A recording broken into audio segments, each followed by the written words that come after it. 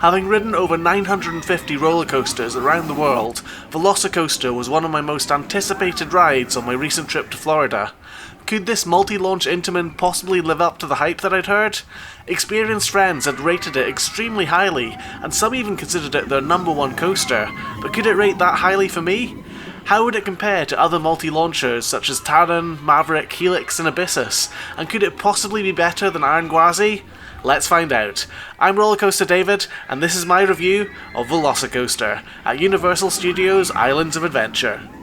Let's start off as always with a detailed look at the ride's layout.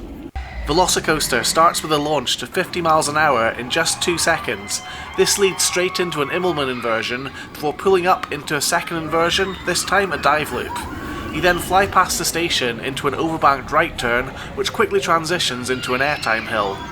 Next you twist up to the left in another bank turn, then through a descending S-curve past some raptor statues, before turning to the left, round and into a high-speed right turn up through some rockwork, before another right turn takes you into the second launch. This second launch accelerates you from 40 to 70 miles an hour in under 2.5 seconds and leads straight into the 155-foot tall top hat. After diving down, you then enter a 100-foot long zero-G stall that twists towards the ground into a right turn, then up into a wave turn over the bridge. After continuing to the right, there's a very snappy off-axis airtime hill before you twist rightwards towards the ground, then pull up into another right overbank. The track then levels out and transitions into a speed hill before the ride's finale of the Mosasaurus barrel roll. After that, it's an upwards S-curve that takes you into the brake run. As you can see, this is a pretty huge ride with a lot to unpack, stretched out over its 4,700 feet of track. It's probably best to think of the ride in 2 separate parts, as to me the first and second halves are very different. The first half reminds me a lot of Taron at Phantasialand, albeit with a couple of inversions. This part features lots of tightly packed twisting track closely interacting with the scenery. There's also multiple pops of airtime in a variety of directions as you fly around the raptor enclosure and past 4 static velociraptor statues. There's also some decent moments of positive G here, and while the first Immelman inversion doesn't really feel like it takes you upside down at all, the second dive loop inversion certainly does and feels rather snappy and fun as a result. The second half of the ride, after the second launch where it breaks out of the raptor enclosure, feels completely different to the tight twisting first half and features larger, high-speed drawn-out elements. This section again features some fun twists and overbanks, but everything is taken at a higher speed, which is all amplified by the low-to-the-ground sections and dense scenery flying past you. The track is also designed to give airtime in a variety of directions, and it feels very modern as a result. The off-axis airtime hill almost feels like it's trying to tip you out of the ride, and is a particularly interesting element that I think really works well to add variety, when the track essentially is just doing a double loop around the bridge. The 155-foot tall top hat is another great highlight of the ride, as you get some wonderful airtime over the top and a fantastic view of the whole park. There is a trim brake here, but thankfully it doesn't bite hard, if at all, so most of the time it's barely noticeable and you get some solid sustained ejector air as you fly over the top of the ride's tallest element. I should really mention the launches too, as both are quite satisfying. LSM launches can be a bit hit or miss, in particular with Mack rides which often feel underpowered, but Intamin seem to have perfected LSM launches, and these ones have just the right amount of kick, and the second launch in particular is really awesome, as just like Taron it feels like you're launching straight into hyperspeed. The highlight that everyone is talking about though is the Mosasaurus roll. If you ever wondered what happened to the Heartline roll removed from Maverick, then this has to be its spiritual successor. The barrel roll is intense and snappy, with the rotational force alone being enough to lift you out of your seat, but as you flip upside down it nearly feels like the ride's going to throw you out and dunk you in the water. It's a great finale to the ride, as it still feels like you're going fast at this point, and with the water so close below you it really adds to that high speed sensation. Universal and Intamin clearly knew the Mosasaurus roll would be a signature element, as the queue line goes right past it and there are multiple places in the park that you can get some awesome photos or videos as the riders scream past you. One element that felt a little off for me though was the zero-G stall, as it's got this unusual left-right-left kind of shake to it as you go through it. RMC have really perfected this element, with smooth entry that inverts you, sustained upside down airtime, and a smooth exit that flips you the right way around, but it seems like Intamin's version of this element just isn't quite right. I know some people do like the shaking, ragdolling sensation that this provides, but I much prefer the smoother upside down floatiness you get on an RMC. Overall, the pacing of the ride is impeccable and there's scarcely a dull moment, although the section preceding the second launch perhaps feels slightly slower than it could be. This is probably to allow you to catch a glimpse of the raptor statues as you swoop past them, which ties into the ride's story, which itself is kinda dumb. It's explained somewhat in the queue line. This is Jurassic World and they've decided to put a roller coaster through the raptor paddock for an extra thrill experience, presumably after visitor numbers dipped after the novelty of seeing dinosaurs apparently wore off. So now you have this new experience to come face to face with real live raptors! I mean, what could go wrong? Unlike the nearby river cruise, which goes wrong every ride as your boat is bumped off course by a clumsy hadrosaur, VelociCoaster at least appears to function as designed, although the fast-moving trains must surprise the raptors as they all appear to be frozen solid. Either that or they're trying to avoid being seen by a T-Rex. These raptors were supposedly trained from a young age to chase the coaster, and there's some nice details in the queue line to reflect this, including a radio-controlled car in the shape of the ride vehicle. Further on in the queue, the story is explained to you by the lead actors from the recent Jurassic World films, which gives the ride some Hollywood glitz and ties the coaster to the recent trilogy. The first launch also has cages on either side of the track which shake and rattle with lighting effects and have videos of the raptors inside which are about to be released to chase your roller coaster train. The story kind of falls apart after the first launch however, as there's never really any sensation of being chased by anything. As I mentioned before, the raptors in the paddock are completely static and have no motion or reaction to the train going past, other than a roar noise that's played as you go past them, or some lighting effects at night. It's kind of strange that they haven't used animatronics here, as even relatively small parks with nowhere near the budget of Universal Studios often have a dinosaur walkthrough or ride which is decent animatronics. Perhaps to enhance the feeling of being chased they should also have added a raptor biting onto the back of the train as it goes round, similar to how Superman is pushing the ride on the Intamin launch coaster in Australia. Speaking of the trains, I also think they could have been better designed. In terms of comfort, they're fine. Intamin's lap bar restraints are perfect for this sort of ride, but the problem I have with them is the back of the seats and headrests are exceptionally bulky, and there's minimal or no stadium seating, so the seat in front of you really impairs your view of the ride as you're going round. Unlike other modern Intamin rides such as Pantheon, Taron or Conda, which all have similar restraints, VelociCoaster seats have added lights and a lot of plastic at the sides, and the lights don't even seem to work on all the trains. This makes riding in any seat other than the front less enjoyable, as you don't get a good view of the track ahead and you don't get to appreciate all the details in the scenery around you. The scenery really is quite stunning though. All the foliage in the ride looks authentically wild and Jurassic-like, and the rockwork you fly around in the first half looks particularly foreboding and impressive. The rest of the Jurassic Park area of Islands of Adventure already had this sort of foliage, but the buildings were styled after the original trilogy, with the Discovery Centre looking like it could have been lifted right out of the original film. VelociCoaster features all the aesthetics of the new film series, and I must say that everything looks spot on. The lighting in the queue line looks great, and every wall and corridor looks like it could be part of the set from the Jurassic World films. Along the queue line there's an interesting effect where the raptors appear to chase the roller coaster train. This effect is at its best when the raptors appear to breathe onto the glass window and it mists up convincingly.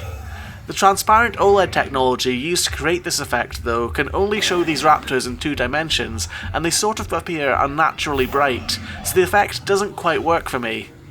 I still appreciate the effort, though, that's gone into this, and its novel use of cutting-edge technology. It almost feels like no expense was spared when building this ride, although it turns out this may not be the case, as I heard rumours that there were several cutbacks during construction.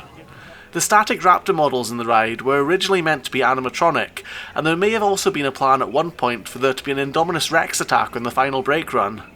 I even heard rumours that there was meant to be a Mosasaurus animatronic next to the roll, but I've not really been able to find any hard evidence to back up these rumours.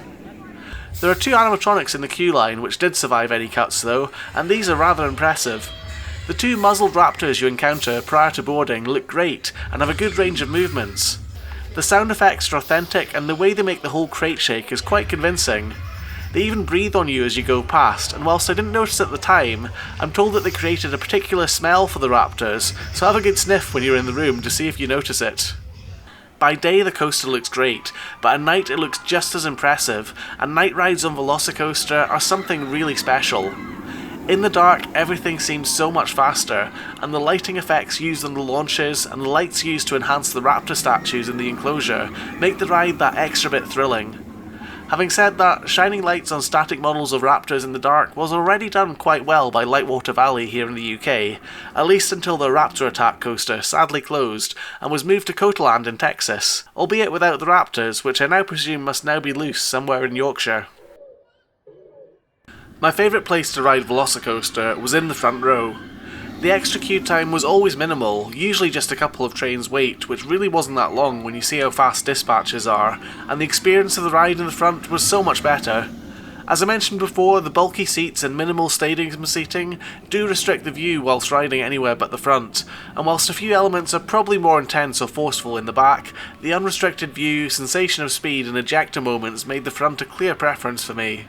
Capacity and operations are something I also need to mention, as they're truly some of the best in the world here. VelociCoaster can run 4 trains at once, and when it does this, the queue line moves impressively quickly.